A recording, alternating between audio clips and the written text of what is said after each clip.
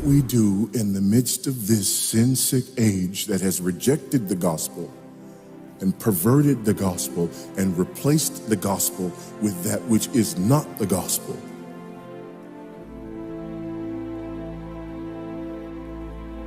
Is that we call out that wickedness. We call it by name. And we remind people of the good news of the gospel again and again and again until it tastes sweet to them. When people say, no, our problem is this, our problem is that, we say, no, our problem is that God created the world. And God created man, and he put man in the garden to keep the garden, and he gave the man a command. And he held that man to perfect, perpetual obedience to that command, and he promised him life if he kept it, and death if he didn't. And he didn't keep it, he ate. And because he ate, because of that one man, sin entered the world and death through sin. And everyone born from that man through ordinary generation inherited that man's sin nature. And because of that sin nature, sins proceed from it. And our world is broken because of that sin. And we stand guilty before a holy and righteous God. And we know that he's holy and we know that he's righteous and we crave justice. But the problem is that if God gives us justice, we all die.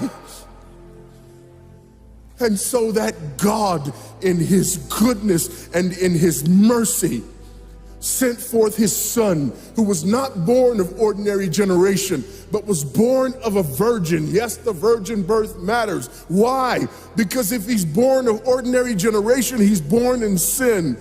But because he's not born of ordinary generation, he's not born in sin. He's clean of sin. His record is clean.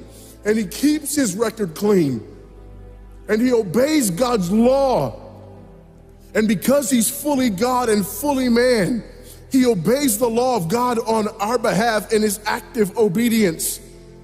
And then in his passive obedience, God made him who knew no sin to be sin for us. All we like sheep had gone astray. Each of us had turned to his own way, but God laid upon him the iniquity of us all. And Christ died for sin once for all, the just for the unjust. And God imputes our sinfulness to him. And he nails our sinfulness to the tree. And Christ dies and raises again on the third day for our justification. And there's another imputation. The righteousness of Christ is actually imputed to us so that God can be both just and the justifier of the one who places faith in Jesus Christ, so that all those who come to Christ may enter in, so that all those who place faith in Christ might be saved, but not only saved, but sanctified. Because he's the firstborn of many brethren. We're justified and we're adopted into the family of God. And we're sanctified. And as his children, we begin to bear the family resemblance. And we're further sanctified throughout this life by the very same gospel that saves us. Until one day when it's all said and done, we're not just saved from the penalty of sin. We're not just saved from the power of sin, but one day we're glorified and saved from the very presence of sin.